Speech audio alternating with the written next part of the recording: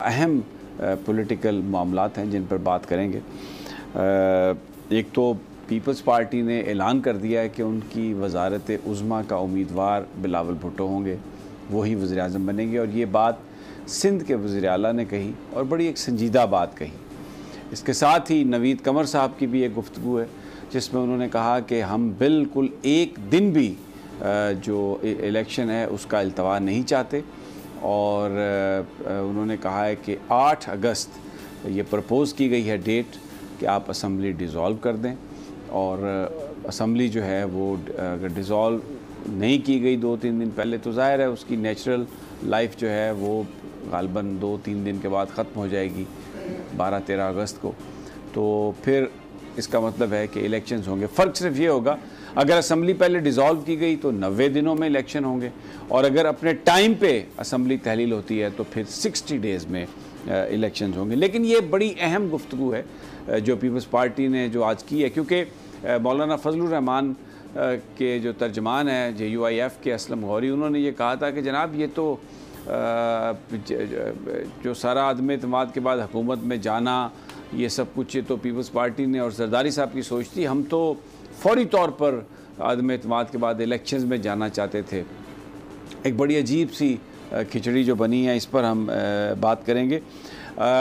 इसके अलावा आज एक गुफ्तगू की है मरियम औरंगज़ेब साहबा ने। ये मामला जो था लाहौर प्रेस क्लब के सदर आज़म चौधरी साहब, ये बेसिकली एक इंडिविजुअल का मामला नहीं है। ये इसलिए कि पूरे पाकिस्तान में इस वक्त जो सहाफ़ियों के साथ हो रहा है ये उसकी आपको एक कहानी ये आपको समझ में आती है। आज़म चौधरी साहब प्रेस क्लब के सदर हैं और बड़े ज़बरदस्त उनका एक अपना हलका भी है और बड़े सहाफ़ियों में बड़े इन्फ्लुएंशियल हैं। अगर आज़म चौधरी के साथ ये हो सकता है तो जो आम लोग हैं दूसरे सहाफ़ी उनके साथ क्या होगा और आज़ादी सहाफ़त की क्या हैसियत है। और जिस तरीके से आज मरियम औरंगज़ेब ने वज़ीर इत्तलात हैं वो और जो गुफ्तगू की है उन्होंने बिल्कुल ऐसे ही जैसे वो PTI के चेयरमैन के बारे में गुफ्तगू करती हैं उन्होंने सहाफ़ियों के बारे में गुफ्तगू की है। असल में प्रॉब्लम इनकी ये है कि जब ये हुकूमत में आते हैं तो ये they are out of the skin, फिर वो नहीं देखते कि क्या वो बात कर रहे हैं। और जब वो ये अपोजिशन में होते हैं तो फिर ये सहाफ़ियों के पीछे आते हैं और उनके साथ चलते हैं, उनके साथ पटिशन्स में भी ये वो सिग्नेटरी बनते हैं। लेकिन हुकूमत में आने के बाद ऐसा लगता है इनको कि शायद हमने आब हयात पी रखा है और अब हुकूमत में हमेशा ही रहेंगे। तो उन्होंने आज बड़े झूठा करार दिया आज़म चौधरी साहब को और कहा कि ये ऐसे है और ऐसे, और PTV यानी मतलब मैं हैरान, लोग देखते नहीं है PTV, लेकिन चलें बहरहाल जो भी है सिलसिला वो आज़म चौधरी साहब से हम ये इस हवाले से गुफ्तगू करेंगे। और एक और बात कही आज शहबाज शरीफ साहब ने, हमेशा रोज़ाना वो कुछ ना कुछ मंजन तो बेचते हैं, लेकिन आज वो जब बड़े जज्बात में आ गए तो उन्होंने कहा कि पिछले 77 ईयर्स में पाकिस्तान में सारे मंसूबे कागज़ों पे बने। और वो जो उनकी भतीजी हैं वो कहती हैं कि अगर आप नवाज़ शरीफ साहब का टाइम निकाल दें तो बाकी पाकिस्तान में सिर्फ खंडरात हैं। लेकिन आज शहबाज शरीफ साहब ने सबकी नफ़ी कर दी। उन्होंने कहा नहीं, मेरी भतीजी भी ऐसे बोलती है, जब मेरे पाजी थे वज़ीर आज़म या मैं वज़ीर आला था तो ये मंसूबे सारे कागज़ों पे बने हैं बस, और अब जो है ना टाइम आ गया है कि हम सही मंसूबे बनाएं। इसके अलावा चौधरी परवेज़ इलाही साहब के मुकदमे की भी हम अपडेट लेंगे। तो सबसे पहले अच्छा एक और बड़ा अहम मुकदमा है जो ज़ुल्करनैन आज हमें ख़ास तौर पर उसके बारे में बताएंगे कि जनाब फंडिंग केस PTI का बड़ा रौला कि जी आज भी हम उसकी बाज़गश्त सुनते हैं, इसराइल से पैसे आ गए जी, फ़लाँ से पैसे आ गए फंडिंग के। लेकिन सुप्रीम कोर्ट के अहकामात थे या शायद इस्लामाबाद हाई कोर्ट के कि तमाम जो पार्टीज़ हैं उनका जो फंडिंग की स्क्रूटनी है उसको आप एक साथ करें। लेकिन अभी जो ख़बरें आ रही हैं जो आज मुझे ज़ुल्करनैन ने बताया कि जनाब जो PTI और नून लीग की फ़ंडिंग करने वाले जो कमेटी थी वो अब वर्चुअली वो एग्जिस्ट नहीं कर रही, क्योंकि बंदे कुछ रिटायर हो गए। तो उनकी जो अब फंडिंग है वो तो बिल्कुल यानी उसकी कोई तहकीक ही नहीं है पीपल्स पार्टी की और नून लीग की। लेकिन PTI की फ़ंडिंग के हवाले से मामलात जो हैं वो बड़े अजीब व गरीब अंदाज में इस हुकूमत ने आगे चलाए हैं। तो सबसे पहले तो मैं फ़ख्र रहमान साहब मुझे ये बड़ी संजीदा स्टेटमेंट है बिलावल भुट्टो की कि वो वज़ीर आज़म होंगे, हमारे उम्मीदवार होंगे, ये कहा है मुराद शाह साहब ने। और वो सिंध के वज़ीर आला हैं, बड़े संजीदा वो लीडर हैं, और उनकी आसिफ जरदारी के बाद जो और बिलावल भुट्टो के बाद जो सबसे अहम तरीन पॉलिटिकल शख्सियत हैं पीपल्स पार्टी की, वो सैयद मुराद अली शाह हैं। और बिलावल साहब ने भी बड़े दौरे किए हैं, बड़ा उन्होंने भी अपना इमेज बैरूनी दुनिया में बड़ा बनाया। जापान गए थे, फिर पता चला जापान से शायद फिर अमेरिका चले गए। तो ये जो स्टेटमेंट आ गई है उनकी कि बिलावल भुट्टो वज़ीर आज़म, तो नून लीग वालों से किसी से आपकी बात हुई? कुछ बताएंगे हमें? देखिए, नून लीग वालों से तो बात करने की कोशिश की कि शायद वज़ीर आला सिंध जो हैं उनके बयान के ऊपर कोई रद्द अमल मिल जाए। लेकिन जब 1.5 साल पहले जब ये पीडीएम के सारे मामला तय हो रहे थे, तो उस वक़्त इन्होंने इस तरह की एक अंडरस्टैंडिंग डेवलप की थी कि अच्छा जी, इस वक्त वज़ीर आज़म जो हैं वो PMLN से होंगे और उसके बाद नेक्स्ट बिलावल भुट्टो होंगे। तो ये ख्वाब जो था आसिफ अली जरदारी साहब ने देखा था और अब वो उसको हकीकत में लाना चाहते हैं। लेकिन दुबई में जो मीटिंग हुई, आपने देखा कि दुबई के अंदर मीटिंग के हवाले से कुछ नहीं निकला। फिर बिलावल भुट्टो जो थे वो जापान गए और फिर जापान से एकदम अमेरिका रवाना हो गए। तो अब सवाल ये पैदा होता है कि PMLN के अंदर नवाज शरीफ साहब भी चौथी मरतबा वज़ीर आज़म बनना चाहते हैं।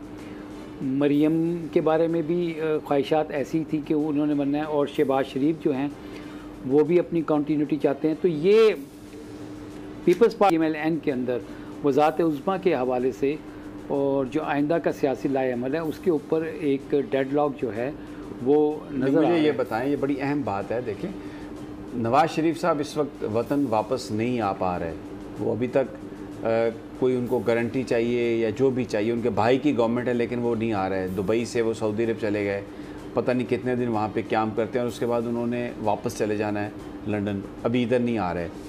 पीपल्स पार्टी जो है वो कह रही है कि इलेक्शन बिल्कुल आगे नहीं होंगे और वो उन्होंने 8 अगस्त डेट भी दे दी है। साथ उन्होंने अपना वज़ीर आज़म का उम्मीदवार भी पिच कर दिया है, पब्लिक कर दिया है कि जनाब हमारा तो पीपल्स पार्टी का उम्मीदवार तो बिलावल भुट्टो हैं।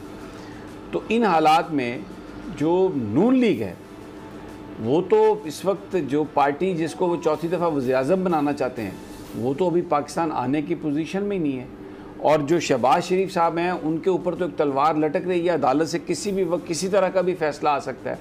तो लगता जो बज़ाहिर नून लीग बड़ी जीती हुई लगती है, लेकिन ऐसा लग रहा है कि अमली तौर पर वज़ारत उज़्मा के लिए तो उनकी पोजीशन जो है वो को बहुत ज़्यादा स्ट्रॉन्ग नज़र नहीं आ रही इस तरह। मैं बिल्कुल आपकी इस बात से इत्तेफाक करूँगा कि देखें, जहाँ तक नवाज शरीफ साहब की वापसी का ताल्लुक़ है तो उनके हवाले से पता नहीं उन्होंने कोई कानून बनाया है कि जी वो आ सकते हैं, लेकिन वो 62(1)(f)(g) जो है वो एक सुपरलेटिव लेजिस्लेशन है और उसके लिए 2/3 अक्सरियत चाहिए, तो रास्ता बंद है।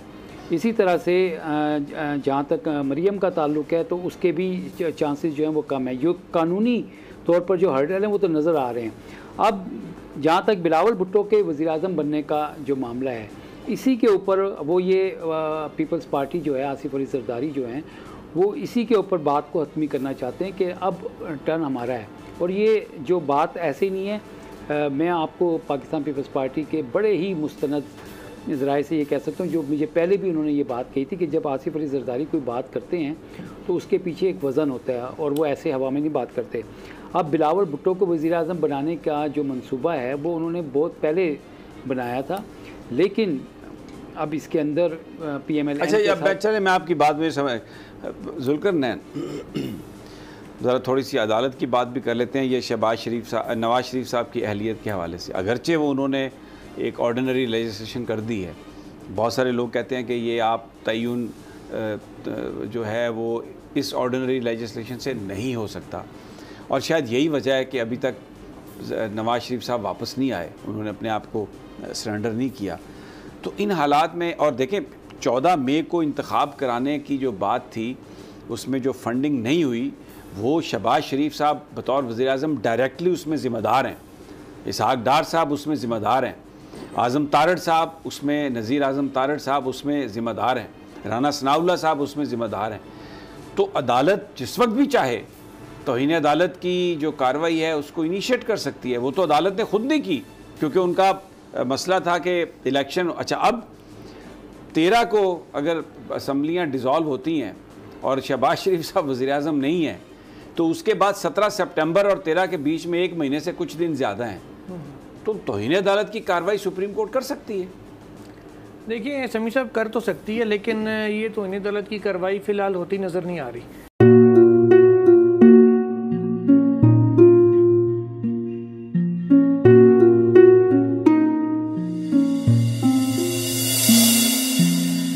अपना घर यूं छोड़ के आखिर बोल किधर जाएगा। ये जो पड़ा है वक्त कड़ा है, वक्त गुजर जाएगा। अब जिंदगी फैसले की घड़ी, सारी मईशत के घर है खड़ी। करने पड़ेंगे कठिन फैसले, तुझ पे ये कैसी आन पड़ी। देखना अब कुछ यूं बदलेगा हमारा पाकिस्तान, खुशियाँ वापस ला कर देगा हमारा पाकिस्तान। देखना अब कुछ यूं बदलेगा हमारा पाकिस्तान, खुशियाँ वापस ला कर देगा हमारा पाकिस्तान। देखना अपनी पहचान के लिए बोल, पाकिस्तान के लिए बोल, हमारा पाकिस्तान, मिशन मईशत। देखना